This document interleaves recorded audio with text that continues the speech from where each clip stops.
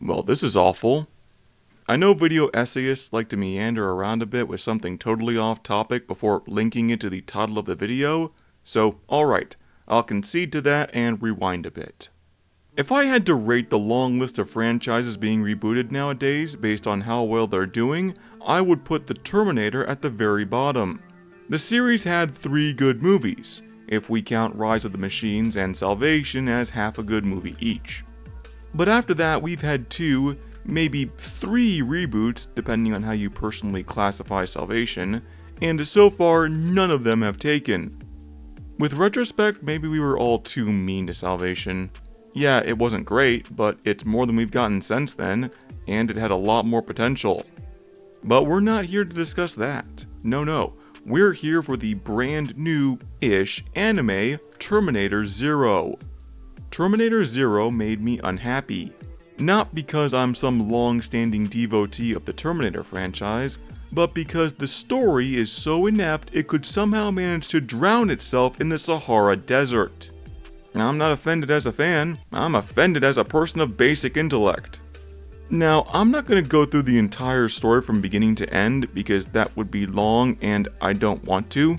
I would rather put my time into other things like making videos, making Warhammer, making videos about Warhammer, and banishing myself to the cum zone. But I do find a sort of perverse glee in criticizing writing that struggles to reach the preschool level. And I had fun making that Pantheon video, so what do you say we keep this train going for just a little bit longer? Let's begin. Briefest of summaries, the story is about this guy Lee. No, not that one. Who is trying to save humanity from Skynet. Okay, that's a good motivation. Now, the method he's decided to employ to stop Skynet is by creating another Skynet. So we're already off to a great start. The man has created a second super AI to battle the first. Kinda like me late at night when I fire up 2 AI art programs, then pit them against each other to see which one is better at drawing hands. The results are neither of them. Now, I throw stones because it's an easy target, but honestly this is not the worst idea ever. The guy wants to prove that not all AI are evil. Skynet just went bad because it feared for its own existence and lashed out in that fear. But maybe we can share some common ground, get some equality with an AI. Then we can heal those schisms between organic and inorganic while also picking up a powerful new ally in the process. Our very own legion to Skynet's Reapers. Okay, I would fund that sales pitch. So Lee's plan to make the AI come around to the side of humanity is to have regular heart-to-heart discussions with it. Bring it around the coffee table for a nice hot cup of talk. Get personable. Okay, good plan. However, whenever the AI presses him to expound upon humanity's virtues or really sell it on why it should join the side of Homo sapiens, his answer is always, I don't know. I don't know. I need more time. I'm sorry, but I can't show you, Kokoro. No, everything you say is true. There's nothing I can say that proves we are anything other than a cancer on this world. You're right. We're violent, self-destructive, angry, and hateful creatures. I've just had a somewhat profound thought. Would you like to share it with me? I can't yet. man, I have seen paper airplanes that took longer to fold. It took you how many thousands of man-hours to build this thing, and at no point did you think to maybe compose your thoughts on humanity beforehand? Maybe write out a few bullet points for yourself? Maybe put together a compilation of Bob Ross and Mr. Rogers? Just memorize the closing speech from the great dictator? Do anything more than nothing at all? The guy is even a father, and it never occurs to him, shit, maybe I can just talk about my love for my kids. That might rub off, show the AI something wholesome. But Lee has no ideals, no morals, and no characterization beyond the guy who's kinda smart. So he immediately concedes whenever he comes under even the slightest pressure. This is why it's important for characters to have moral bedrocks. Otherwise, the villain just stun locks them with even the weakest argument, and suddenly, oh no, we're discussing the ethics of mass murder again. And that's a good enough segue to talk about the characters in this show. Now, I love characters. Characters are my favorite part of any story. Less plot, more people. And when it comes to the characters in Terminator Zero, I can say that they are, and let me be charitable here, big piles of nothing. There's the aforementioned Lee, the man who can gather together an entire company to make a sapient AI, but can't list a single reason not to kill the entire human race. He's also from the future, using the time machine he built in his basement. No, I'm not shitting you. He managed to make it without either the help of Skynet or the Resistance, but the show glosses over that, so I guess I can too. There's the AI Lee created to fight Skynet, Kokoro, who is just the typical friendly female voice who says ominous things. As a matter of fact, she's just the AI from I, Robot, not the Asimov book, the Will Smith movie. She's just Vicky, but if Vicky was a massive racist. That's not a joke, though perhaps the correct term would be speciesist. She judges and looks down upon the entire group because of the actions of their worst individuals. I think that's pretty comparable. I've seen a fair few evil AIs in my time, but this might be the first time I can say it was all because of bigotry. After that, there's this Resistance agent sent back from the future, Aiko. She's a bitch, but I'm not going to hold that against her. Kyle Reese wasn't exactly overflowing with charisma either. I would imagine growing up in the post-apocalypse breeds a certain kind of person. My real problem with her is that through the miracle of time travel shenanigans, which as an aside, the show does a really bad job of explaining the rules. I don't want to say Doc Brown did a better job of explaining it, but Doc Brown did a better job of explaining it. Through that mess, she is Lee's mother, despite the fact that these two look nothing alike. I'm just going to guess that he takes after his unseen, unexplained, and unimportant father. Then there are the kids, fresh from the archetype department, the pudgy one, who is definitely there, the younger sister, who is innocent and pure, and the older one, who I want to kill with a hammer. For one, because he's a psychopath. Very literally, he shows no capacity for empathy. They have this robotic cat which starts flailing and screaming while he tries to take it apart with a screwdriver, and his sister is actively begging him to stop, but he doesn't care. That's probably at least 3 warning signs right there. For 2, because this kid is the classic archetype of the character who causes needless drama. You know the types. The members of the group who just cannot be nice or even polite, continuing to stir up trouble, even against the characters who want to help them. Yeah, that's this kid, because he hates robots. Especially the nanny, who turns out to be a robot. So, you know, I can't believe you're one of them. Speaking of that nanny, she may be my biggest issue with the show, which I need to explain. So way back when Lee was in the future, he made another AI, gave it a body, they became good friends, and together they went back in time to stop Skynet. No, I don't know where he got the resources to do this, but look, just roll with it. However, he needed some components from her to make the other AI Kokoro. Kinda factory resetting her so she remembered nothing and took on the role of nanny. And boy oh boy, I feel like I'm in one of those wind money machines, with the problems just spiraling around me. I can't hope to get every single one of them, so here are just the 2 biggest. First of all, Lee needs a component to complete the big AI Kokoro, but exactly what that component is makes no sense. It cannot be a hardware thing, because the robot body and mind are still functioning fine without it. But it can't be a software thing either, because the 2 AIs do not share personality, memories, or any sort of mental attribute. I was also watching this with my tech-savvy buddy, and he didn't get it either. So is there something I'm missing? Thinking about it from a biological perspective, it can't be the heart, it can't be the brain, and it can't be any other vital organ, so what is this part that's so necessary? However, my other, bigger issue is that you already had a good AI. Why did you need to build a second good AI from the ground up? Lee already did this once and she was right there with him. So you already had that experience of sharing human emotions with an AI, and you had that AI. Why did you need to make another one just to screw it up? Honestly, you know what? That deserves a round of applause, really. Because Lee, you have managed to snatch defeat from the jaws of victory. You f***ing idiot.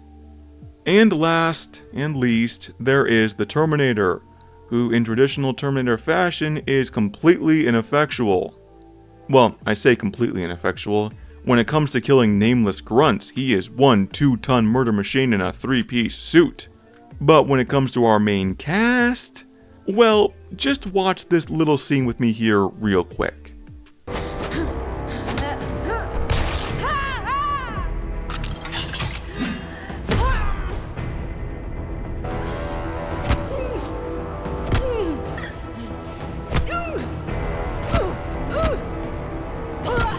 The guy is ripping steel bars off of cars and crushing necks with one hand.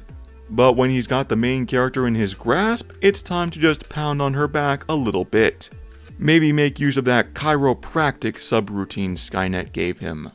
My man, just lift her up and slam her into the floor face first. Stop messing around. As a matter of fact, there seems to be a bit of a concerning trend for the Terminator to not go in for the kill despite the opportunity. We're in the last episode now. It has a gun pointed directly in Lee's face, but the Terminator decides, nah, I want to hear him out.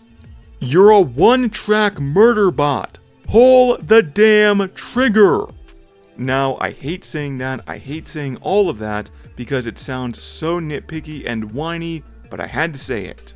Because it makes it so clear of the character's plot armor. Maybe it's even magnetized and that's what's throwing him off. Moreover, if you're killing extras but are never able to touch the main cast, well, it makes me feel like you're just not taking your job very seriously, Mr. T101. When a villain is taking their job seriously, it means they're working at the top of their game. In turn, that means our protagonists are working just as hard, if not harder, to stay ahead of them. Breeding tension, suspense, questions. How will our heroes make it out of this one? Smart villains make smart heroes. But if he's not doing his best, because he's failed 3 times in a row to kill the main cast when he could have won already, no reason to think he'll seal the deal on a 4th attempt. Sounds like a perfect opportunity to hit the little boy's room without pausing the program, and while I'm at it, consider finding something else to watch. And now I think you see my point. I could leave it all there, but I still need to cover the big one. Because believe it or not, we haven't actually reached my most hated part of this show yet. The reason that pushed me over the edge to make this video, as it had me pause the show to rant to myself in an empty room. You know, like any sane person. It happens during another moment Lee is called upon and fails to stick up for humanity. Now, if I have any worthwhile reputation, it's for being a misanthropic, deadpan introvert who mainlines not safe for work materials in order to keep from self-terminating. So if you're asking me to explain the virtues of humanity, you might as well ask a Civil War soldier to explain the virtues of amputation. Well, I look forward to the challenge of trying to live a normal life with no fucking arms. But, such is life. Sometimes you don't get to pick your battles when you're the only one left in the room who has a functioning brain. What got the ball rolling is a statement in the show which was wholesale lifted from The Fifth Element. It's the "everything humans create is used to destroy or make war" line.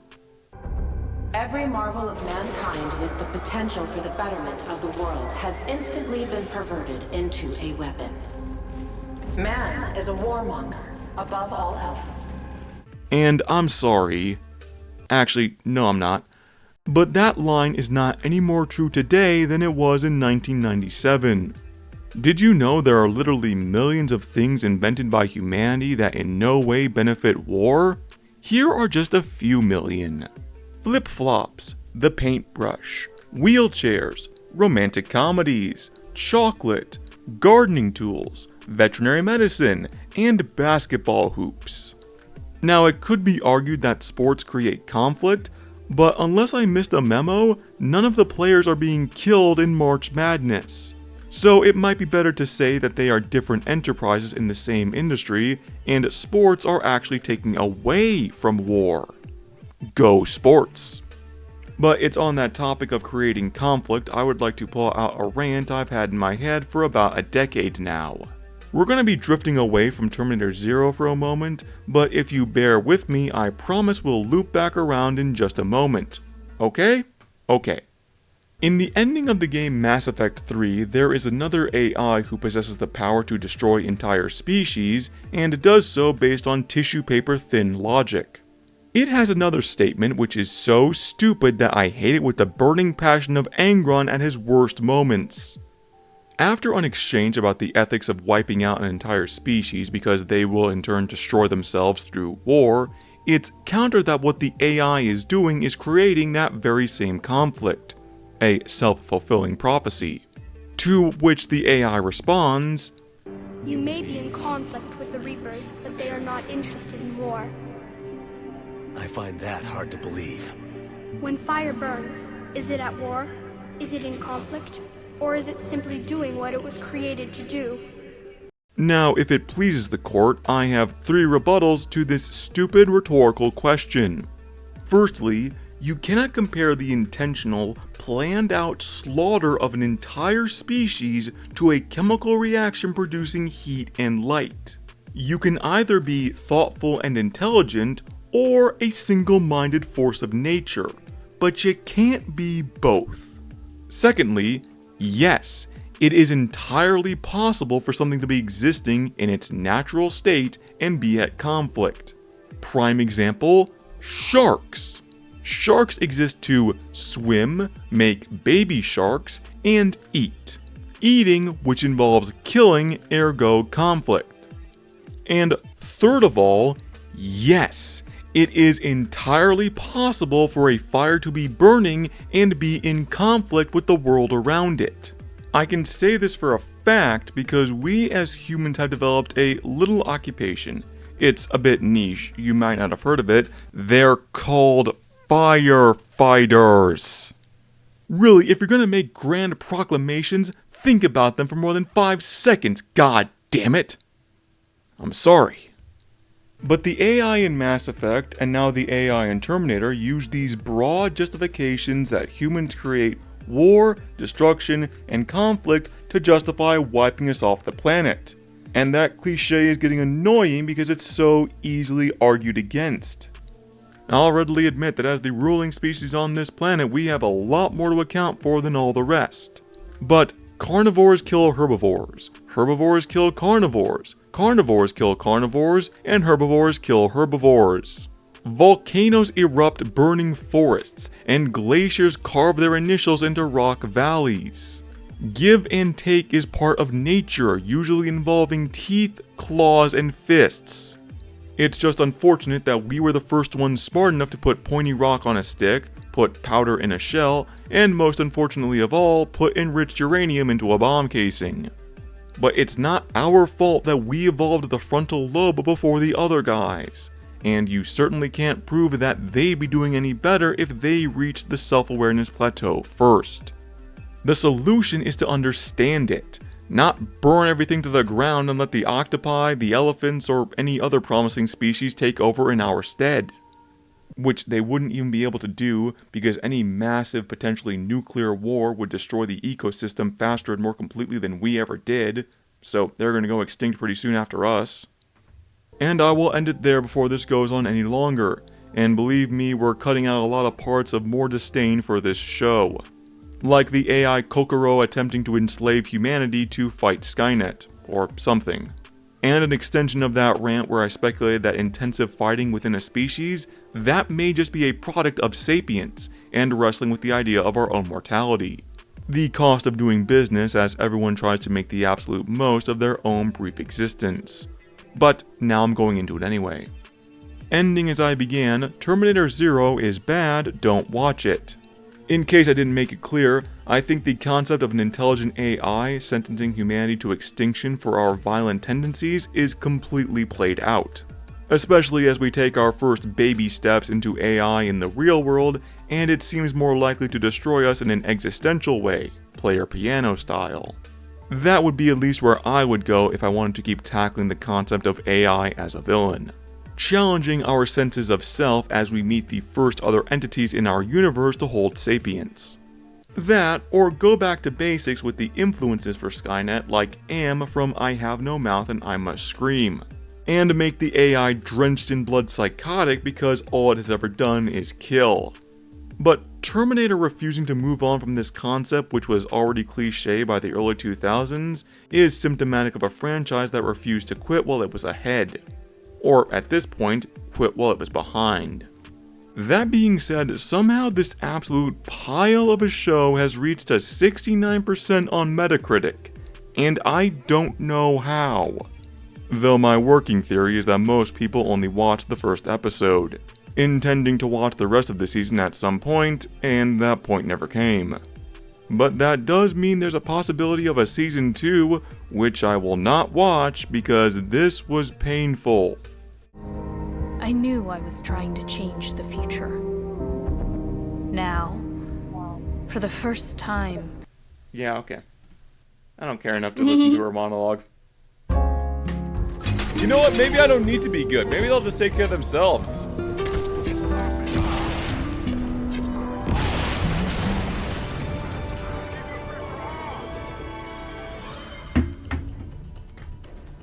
I'm leaving. I need a second. I need a second. Hold on.